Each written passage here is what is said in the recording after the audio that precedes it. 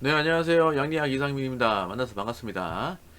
네, 오랜만에 영상을 좀 찍게 되었는데요. 잠깐 외도를 했었죠. 브이로그를 찍는다고. 잠깐 에너지를 그쪽으로 좀 소비를 했습니다.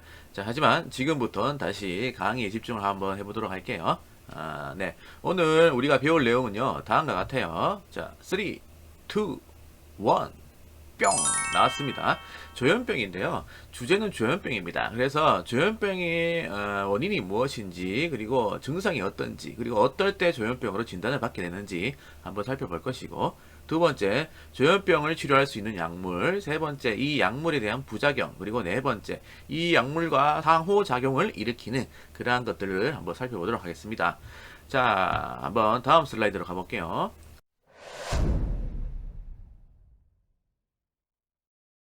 자, 조현병. 여러분들이 익히 잘 알고 있는 정신분열증을 이야기하는 것입니다. 자, 원인은요, 유전적인 요인이 있고요. 그리고 우리는 양리학을 배우고 있는 입장이기 때문에 생화학적인 부분을 한번 살펴봐 줄 필요가 있습니다. 그래서 신경전달물질 두 가지가 이 조현병을 일으키게 된다라고 보시면 될 것 같은데, 첫 번째가 도파민이고, 두 번째가 세로토닌입니다.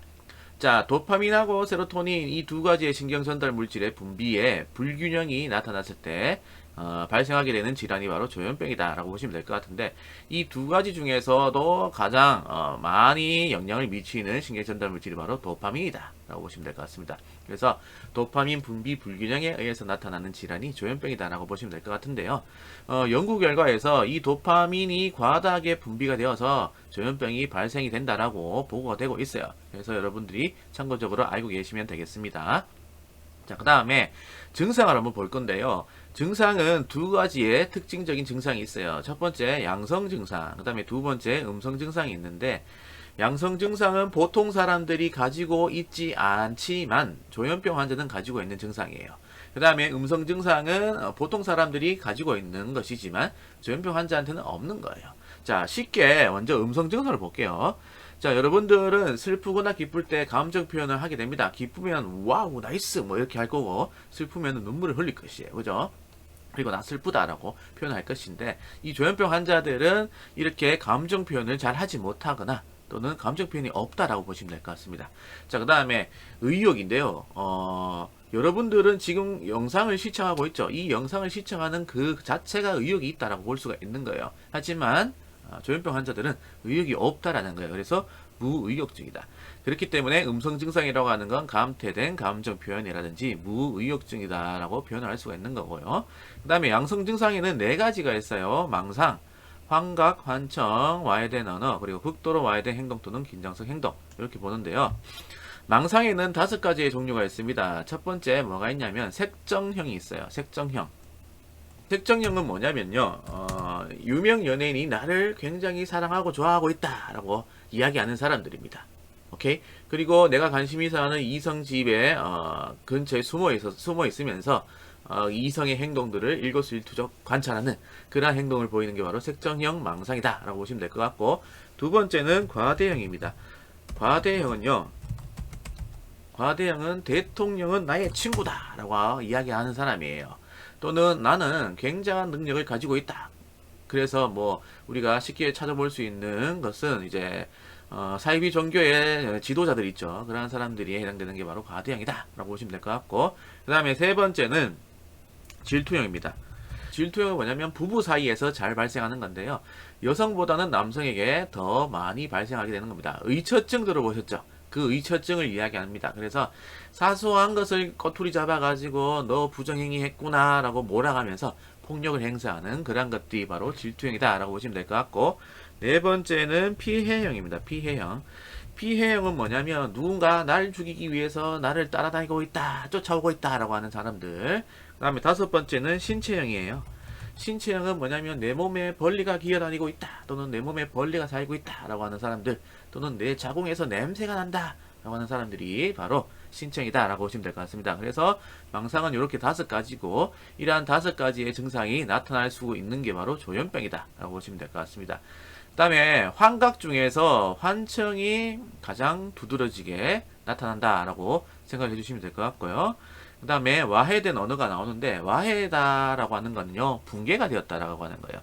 붕괴된 언어예요. 그래서 뭐 질이 멸렬한 언어를 사용한다든지 그러한 특징이 나타나고요. 그 다음에 극도로 와야 될 행동 또는 긴장성 행동은 먼저 극도로 와야 되는 행동, 이것도 마찬가지 극도로 붕괴되었다라고 여러분들이 생각해 보시면 될 것 같죠. 그래서 공공장소에 옷을 하나도 걸치지 않고 속옷도 걸치지 않은 채 활보한다든지 또는 공공장소에서 자유행위를 한다든지 그러한 사람들이 바로 극도로 와야 되는 행동을 보이는 사람이다 라고 보시면 될 것 같고, 그 다음에 긴장성 행동은 저기 멀리서 차가 막 오는데도 불구하고 안 움직이는 사람도 있잖아.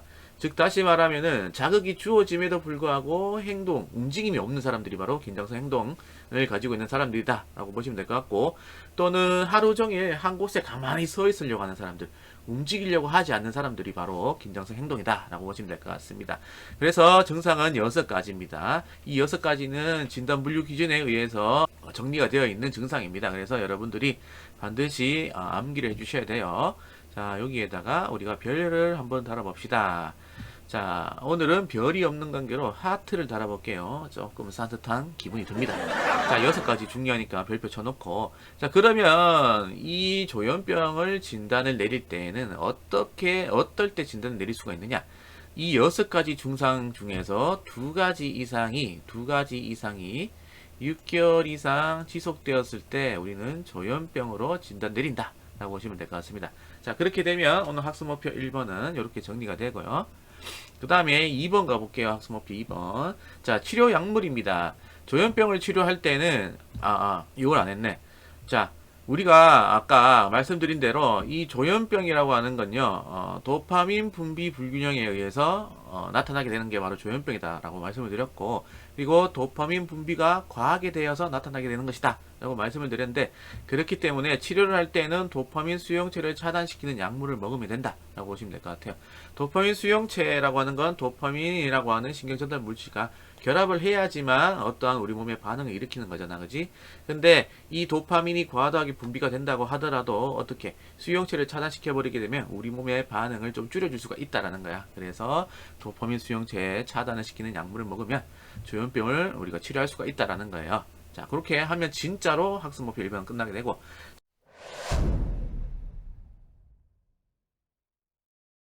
자, 2번째 가봅시다. 자, 치료약물에는 종류가 2가지가 있습니다. 정형적인 거, 그 다음에 비정형적인 게 있는데, 치료약물, 아까 치료를 할 때는 도파민 수용체를 차단시켜버린다라고 했어요. 자, 그래서 정형적 약물하고 비정형적 약물, 이 모두 다 도파민 수용체를 차단시키는 건데, 차이가 있습니다. 이 정형적 약물은요, 도파민 수용체 중에서도 도파민 수용체 2번째, D2를 차단시키는 약물이고요. 비정형적인 약물은 D2하고 D4를 모두 다 차단시키지만 D2보다는 D4를 더 많이 차단시키는 약물이다 라고 보시면 될 것 같아요. 두 개의 차이점을 아시겠죠? 자, 다시 한번 올라가 볼게요. 그래서 도파민 수용체가 여러분들 아셔야 될 게 5가지의 종류가 있어요. 5가지의 종류가 있다. 자, 일단 D1, 그 다음에 D2, 그 다음에 D3, 그 다음에 D4, 이렇게 5가지가 있는데, 우리는 D1하고 D5를 묶어가지고 타입 1이라고 표현을 하고요. 그 다음에 D3, D2, D3, D4를 묶어가지고 타입 2라고 표현한다라는 거 참고적으로 알고 있으면 되겠죠. 자, 그래서 정형적 약물은 D2를 차단시키는 약물인데, 이 약물을 먹으면 특징적인 부작용이 나타납니다. 그 부작용이 바로 EPS라고 하는 부작용인데요. 추체 여러 증상이 나타난다. 이거 굉장히 중요하니까 별을 한번 달아봅시다. 자, 오늘은 별이 없는 관계로 하트를 달았어요. 이렇게 하트를 달아보니까 느낌이 좀 있네요. 그죠? 그래서 추체여러 증상, 이게 나타난다. D2를 차단시키면. 그러면 도대체 EPS 추체여러 증상이 무엇인지 한번 봅시다. 자, 파킨슨 질환이 있을 때 나타날 수 있는 증상들이 있어요. 그게 바로 진전, 경직, 운동 느림이고, 이러한 증상들이 바로 EPS 증상이다. 그 다음에 안절부절하지 못하는 거, 그리고 뭐 자불안석하는 그러한 증상이 나타날 수가 있다. 그 다음에 3번째, 불수의적으로 근육이 수축을 한다든지 경련을 일으키는 그러한 증상이 나타난다라는 거예요. 이것들이 다 EPS 증상이다 라고 보시면 될 것 같습니다. 이 불수의적인 근육 수축이나 근육 경련은요, 2가지로 우리가 또 나눌 수가 있죠. 급성 근육 긴장 이상, 그리고 지연 이상 운동, 이렇게 분류를 할 수가 있다라고 보시면 될 것 같습니다. 요 아래쪽에 보면요, 그림이 제시가 되어 있습니다. 여기 EPS에 대한 증상에 대해서 해당되는 증상들을 이렇게 풀어온 그림인데 요거를 참고적으로 알고 계시면 될 것 같아요. 자, 그렇게 한번 보면 될 것 같고요. 그 다음에 이 정형적 약물은 두 가지로 다시 분류를 할 수가 있어요. 페노시아진계 약물하고 논페노시아진계 약물 두 가지를 분류를 할 수가 있는데, 페노시아진계에는 클로르프로마친이라고 하는 최초의 정신병 약물이 이렇게 포함이 되어 있고요. 그 다음에 플루페나친이라고 하는 약물이 여기 속하게 됩니다. 그 다음에 논페노시아진계에서는 할로페리돌이라고 하는 약물이 있는데요. 이 약물은 정신병 치료, 즉 조현병 치료에도 사용을 하지만 우리 뚜렛 증후군이라고 하는 틱장애가 있을 때도 사용할 수가 있고요. 떨림이 있는 진전이 있다든지 또는 선망이 있을 때에도 우리는 할로페리돌 이 약물을 사용할 수가 있는 겁니다. 이것도 중요하니까 한번 보겠습니다. 별표를 치고. 자, 우리가 지금 조현병에 대해서 약물들을 배우고 있는데요. 우리가 배우고 있는 거는 우리가 앞으로 3학년 정신간호학을 배우실 거잖아요. 그때도 배우게 되는 그런 약물들인데, 그때 배우실 때 기본적인 베이스를 깔고 가자라고 하는 거예요. 그래서 그것을 위해서 간단하게 맛배기만 이렇게 약물을 들고 왔다라고 보시면 될 것 같습니다. 즉 다시 말하면은 3학년 정신간호학을 준비하기 위한 기초적인 지식을 다지는 그러한 과정이다라고 생각해 주시면 될 것 같아요. 그렇게 하면은 정형적 약물은 끝나게 되는 것이고, 하나 빠진 설명이 있는데, 자, 아까 우리 증상에는요 두 가지 증상이 있었죠. 양성 증상과 음성 증상이 있는데, 이 정형적 약물은 음성 증상보다는 양성 증상에 더 효과적이다라는 거야. 양성 증상에 더 효과적이다라는 것까지 챙겨봐 주시면 됩니다. 자, 그 다음에 비정형적 항정신병 약물이 있는데, 요거는 아까 잠깐 언급을 드렸다시피 D2도 차단시키고 D4도 차단시킨다라고 말씀을 드렸어요. 하지만 D2는 미약하게 차단시키고 D4를 더 많이 차단시킨다라고 말씀드렸습니다. 그렇죠? 그래서 비정형적 약물은 정형적 약물과 차이점이 있더라라는 거 챙겨봐 주셔야 되고요. 자, 하나의 질문을 던져보겠습니다. 아까 정형적 약물은 D2를 차단시키기 때문에 EPS가 나타난다라고 말씀을 드렸는데, 그렇게 되면 비정형적 약물은 EPS가 나타나지 않느냐, 나타나느냐 물어볼 수가 있겠죠. 근데 이 비정형적 약물도 EPS 증상이 나타나기는 합니다. 하지만 정형적 약물보다는 적게 나타납니다. 왜냐하면 비정형적 약물은요 D2보다 D4를 더 많이 차단시키는 약물이기 때문에 라고 여러분들이 알고 계시면 될 것 같아요. 그래서 여기서 적어왔죠. 수체로 증상이 나타나지 않는 것은 아니다 라고 되어 있어요. 나타난다라는 거죠. 나타나지만 정형적 약물보다는 적게 나타난다. 왜? D4를 더 많이 차단시키고 D2를 미약하게 차단시키는 약물이 바로 비정형적 약물이기 때문에 그렇다라고 알고 계시면 됩니다. 자, 이 비정형적 약물은 정형적 약물과 다르게 음성 증상과 그리고 양성 증상 모두에 효과적이다라는 거 알고 계시면 될 것 같고, 그리고 이 비정형적 약물은요 언제 선택이 되느냐, 그 경우의 수가 나오는데요. 보시면 정형적 약물을 사용을 했음에도 불구하고 효과가 없을 때, 미비할 때 우리가 비정형적 약물을 사용할 수가 있고, 그 다음에 일반적으로 정형적 약물은 EPS 부작용이 굉장히 잘 발생한다라고 했습니다. 그래서 EPS 부작용을 좀 적게 발생할 수 있도록 하기 위해서 첫 번째 약물로 선택할 수가 있는 게 바로 비정형적 약물이다라고 보시면 될 것 같아요. 그래서 비정형적 약물은 부작용이 정형적 약물보다 적기 때문에 첫 번째로 사용을 하게 된 약물로 선택할 수 있다. 첫 번째 약물로 선택할 수가 있다라는 거예요. 그죠? 그거를 여러분들이 알고 계시면 될 것 같습니다. 물론 정형적 약물을 먼저 사용하는 의사들도 있을 거예요. 그죠? 그거는 뭐 개인적인 호불호에 따라서 뭐 우리가 달라지는 부분이기 때문에 그런 부분들은 참고적으로 알고 계시면 될 것 같습니다. 자, 비정형적 약물은 세 가지 제가 들고 왔는데요. 클로자핀, 올란자핀, 리스페리돈 요 세 가지를 들고 왔는데, 아까도 말씀드렸다시피 굉장히 많은 약물들이 있을 거란 말이죠. 그 부분은 3학년 정신간호학에서 배우시면 될 것 같습니다. 자, 일단 이 세 가지 중에 클로자핀에 대해서 한번 살펴볼 겁니다. 말이 많은 약물인데요.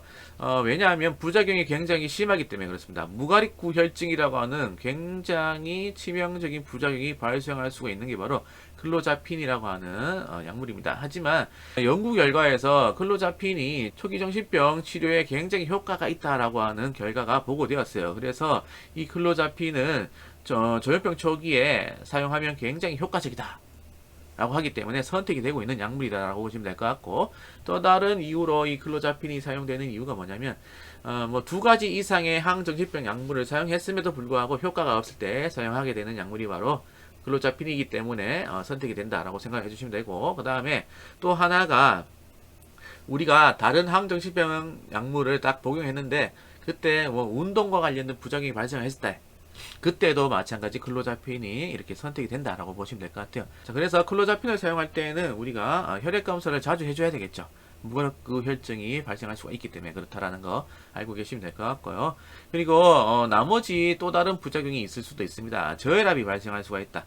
저혈압이 발생할 수가 있는 건 뭐냐면요, 항정신병 약물은 정형적 약물이든 뭐 비정형적 약물이든 모두 다가 우리 교감신경 수용체 알파1 들어봤지? 우리 배웠잖아, 그치? 그 수용체에 기량작용을 합니다. 그래서 혈압이 떨어질 수가 있는 저혈압이 발생할 수가 있고요. 그 다음에 심한 졸림이 나타날 수가 있는 거는 이 항정신병 약물은요, CNS 억제제입니다. 중추신경의 억제제이기 때문에 졸릴 수가 있다는 거 알고 계시면 될 것 같고, 그 다음에 침부비 증가도 나타날 수가 있다는 거 여러분들이 챙겨봐 주시면 될 것 같아요. 자, 그렇게 되면은 두 번째 학습 목표인 조현병 치료 약물도 끝나게 됩니다. 그 다음에 세 번째 학습 목표가 볼게요. 부작용을 한번 봅시다.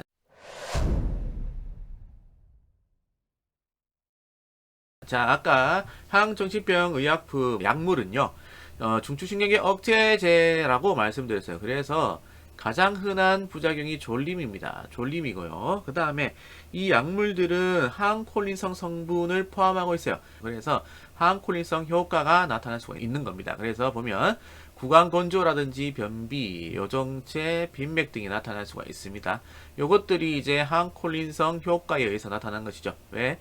이 항정신병 약물은 항콜린성 성분이 포함되어 있기 때문에 그렇다라고 생각해 주시면 될 것 같고, 저혈압은 아까 제가 말씀드렸죠. 알파1 수용체에 기량작용을 하는 것이 바로 항정신병 약물이기 때문에 저혈압이 나타날 수가 있다라고 말씀을 드렸고, EPS는 도파민 수용체 2번이 2가 차단되면서 나타나게 되는 부작용이다 라고 말씀을 드렸어요. 그래서 이러한 부작용이 나타날 수가 있다는 걸 여러분들이 알고 계시면 될 것 같고요.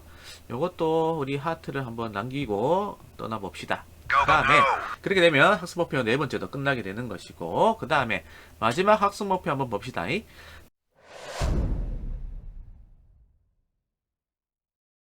자, 상호작용이 있는데 일단 이 조현병을 치료할 때 쓰이는 약물은요, 중추신경계 억제제입니다. 그렇기 때문에 다른 중추신경계를 억제시키는 약물하고 같이 복용을 하게 되면은 진정작용을 강화시킬 수도 있는 부분도 있겠지만 CNS를 억제시키는, 과도하게 억제시키는 그러한 효과도 나타날 거예요. 그죠? 그래서 우리가 잘 주의 깊게 살펴봐 줘야 되는데요.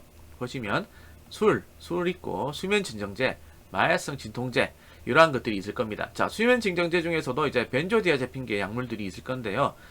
미다졸람에서부터 뭐 디아제팜, 트리아졸람, 알프라졸람, 로라제팜, 클로나제팜, 우리가 이러한 약물들을 다 배우고 왔습니다. 그렇죠? 그래서 이러한 약물들하고 항정신병 약물을 복용할 때는 주의를 해줄 필요가 있습니다. 왜? CNS 억제 중에서 가장 큰 부작용이 뭐였나? 호흡 억제다, 맞지? 호흡 억제가 나타날 수가 있기 때문에, 그러면 숨을 쉴 수가 없을 것이고 죽을 수도 있기 때문에 굉장히 우리가 주의를 해줘야 된다는 부분이 있을 것이고, 그 다음에 항정신병 약물을 먹을 때 아트로핀을 같이 먹게 되면요, 이 약물의 효과, 항정신병 약물의 효과를 증대시킬 수가 있고요. EPS의 부작용을 억제시킬 수가 있다. EPS라고 하는 건 아까 주체율 증상이다 라고 말씀을 드렸던, 맞지? 이러한 증상들이 감소될 수가 있다는 거 알고 계시면 되겠고, 그 다음에 항정신병 약물은 아까 알파1 수용체에 기량작용을 하는 약물이다 라고 했기 때문에 혈압이 떨어질 수가 있다라고 말씀드렸죠. 자, 거기에다가 고혈압 치료제를 복용하고 있다라고 하면 더더욱 혈압이 떨어질 겁니다. 고혈압 치료제라고 하는 건 혈압을 떨어뜨리는 약입니다. 그죠? 혈압을 떨어뜨리는 약에다가 안 그래도 항정신병 약물이 혈압을 좀 저하시키는 그런 측면이 있는데, 혈압을 떨어뜨리는 그러한 고혈압 치료제, 항고혈압 치료제를 먹게 된다면 더욱더 혈압이 떨어질 수가 있다는 거죠. 이런 것들 챙겨보시면 될 것 같고요. 그 다음에 카바우추라고 하는 게 있는데요. 이건 외국에서 많이 사용이 되고 있는데, 이 카바우추라고 하는 건 이제 뭐 불안이 있을 때, 수면장애가 있을 때 사용하는 식물이다 라고 보시면 될 것 같아요. 항정신병 약물을 복용을 하고 있으면서 카바우추를 같이 우리가 먹게 된다라고 하면 그때는 근육적으로 이상이 더 많이 발생할 수가 있다라는 거예요. 이러한 것들 참고적으로 알고 계시면 됩니다. 그러면 오늘의 강의는 여기에서 끝나게 되는 것이고요. 혹시나 궁금한 점이 있으면 댓글로 남겨주시면 될 것 같습니다. 제가 LMS를 잘 보지 않아요. 그렇기 때문에 댓글로 남겨주시면 좋을 것 같아요. 그러면 즉각적으로 제가 답변을 드리도록 하겠습니다. 그리고 시청해주셔서 너무 감사드립니다. 다음 시간에 또 찾아뵙도록 하겠습니다. 안녕!